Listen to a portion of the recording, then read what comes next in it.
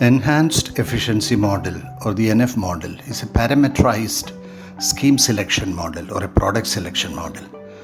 The model has a performance track record of more than a decade and a half.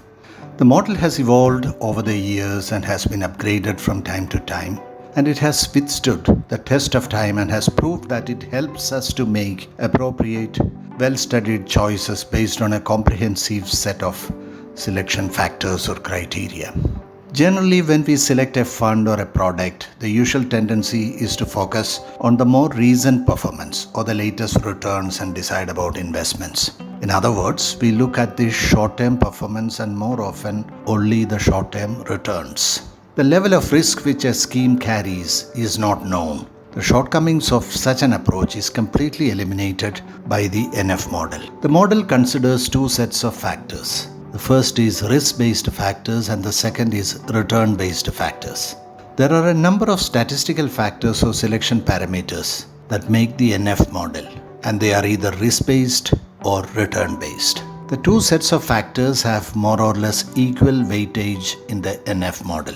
The accent on risk-based as well as return-based factors eliminates to a significant extent the impact of risk events. In sum, the model brings together return-based factors as well as risk-based factors while attempting to identify the potential performers. In a typical fund analysis, especially debt fund analysis, the factors that the model looks at are returns for performance, rolling returns for consistency in performance, Sharpe ratio for risk-adjusted returns, semi-standard deviation to measure the negative volatility in returns, the portfolio composition into AAA, AA and single A rated instruments for the portfolio quality, the portfolio maturity profile or duration, the YTM, the expense ratio, etc. The equity funds too are analyzed based on a number of factors like this apart from returns and rolling returns. And these factors are, say, downside probability, which indicates the probable downside based on historical returns. Return due to selectivity. This is a measure of performance used to gauge the portfolio manager's stock selection ability. Information ratio. The ratio, it's a measure of risk-adjusted return again. Instead of beta, we use tracking error in this. Trainer ratio is a measure of risk-adjusted return, where the measure of risk is beta. Outperformance ratio, by which we try to measure the consistency of the fund in generating alpha over its benchmark.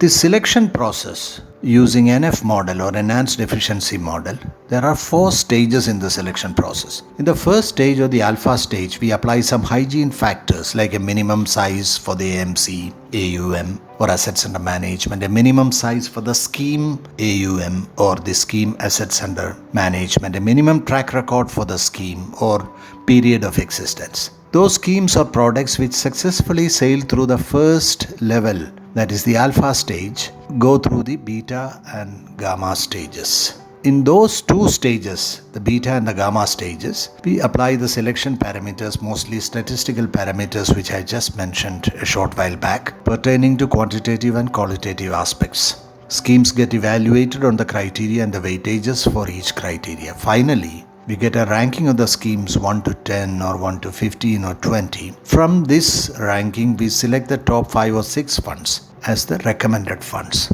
The risk matrix for the selection model has mainly 3 zones based on simultaneous application of both risk and return factors. The schemes which qualify based on the model are in the selection zone. Those who are very close to that but making some progress are in the diligence zone, and those who do not actually make it are in the rejection zone.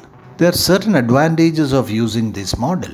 One, that you do not get into analyzing funds and performance on a daily basis for making your investments. You can use the results of the model. The rigorous analytics of the model has ensured that there are no major negative surprises on the portfolio performance. Therefore, keeping in mind the use of both risk-based and return-based factors and quantitative and qualitative aspects of performance, one can very well say that this parametrized scheme selection model provides you with a very good ranking or scheme selection model which you can use for your investment purpose for the selection choice of schemes or funds. Thank you.